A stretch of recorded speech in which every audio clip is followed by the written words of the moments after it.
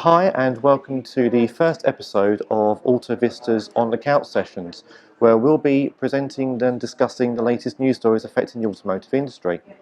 I'm joined today by Neil King and Anthony Machin, and we're going to be talking about Brexit, quite an emotive subject as you can imagine. We're going to try and sort it out in 5 minutes. Might not get there, but might do better than some. So guys, Brexit. What's the UK automotive industry? How's it coping? Well, the deadline's come and gone, 31st of October. Most of the manufacturers were starting to prepare for that date, and we'd started to get some information through. That's now gone.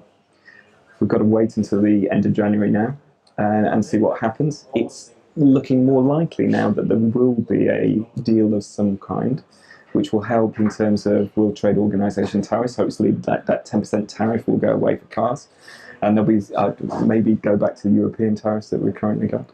But we've still got to wait and see. We've got an election on the 12th of December, which isn't going to help. In the marketplace itself, we've got issues around sales and new registrations. They're certainly quite depressed and have been depressed all year. Vans have been slightly different. Vans have been quite buoyant up until September, but with their WLTP coming in, the van registrations have dipped in September and October, and it's heading for about maybe a similar registration number to last year, but certainly in cars we are down and down significantly, and diesel is a big part of that. So all the way through, we've got all these different variables all happening all at the same time, and Brexit just isn't helping. We've seen at the end of October that a number of manufacturers who plan for shutdowns in manufacturing, so JLR particularly, continued with that shutdown. In terms of the real feel around automotive in the UK, it's really quite depressed at the moment. Where the good news is going to come from, we're not too sure. In terms of used values, though, used values are holding up reasonably well. We're seeing the market came down significantly, but over the last couple of months, the used values are actually doing quite well. Demand is there in the auction halls that we see quite often.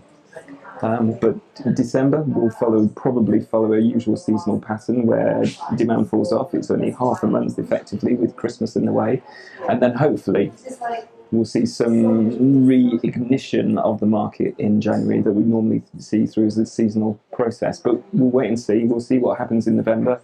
Look at the beginning of December. But yeah, let's wait until we call. And of course, see where Boris comes out in terms of the general election on the 12th of December. Because I mean, it's we've delayed once already. We've delayed twice. I mean, the industry, especially in Europe now, is getting quite antsy almost. They want something sorted out, don't they? Because there's a lot of uncertainty.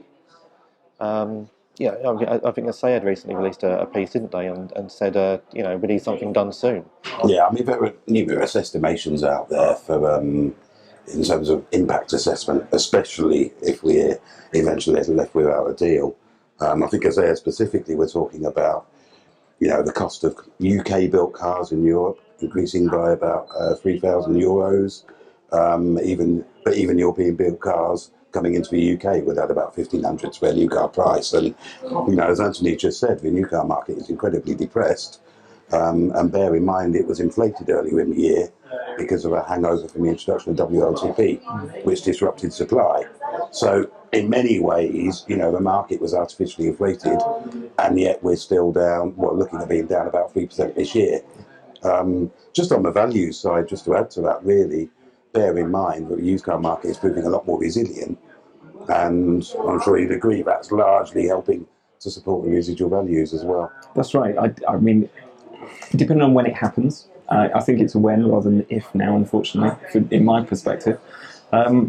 We might see the values of nearly new cars really starting to gather pace, depending on what kind of tariff we end up with when we exit the EU. So still lots to do, still lots of planning to take place. The manufacturers are still recoiling and looking at what they do next, because we've got this election.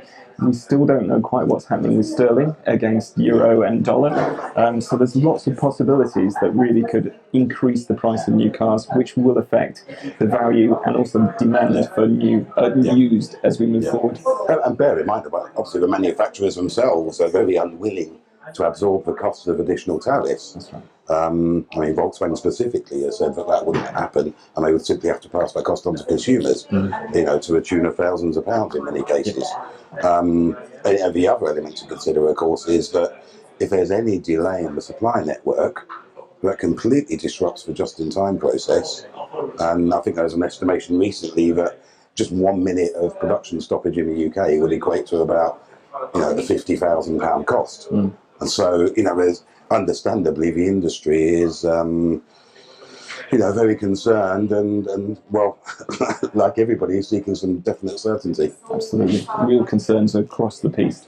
Cool. So, well, that's all we've got time for, guys. Thanks for joining me.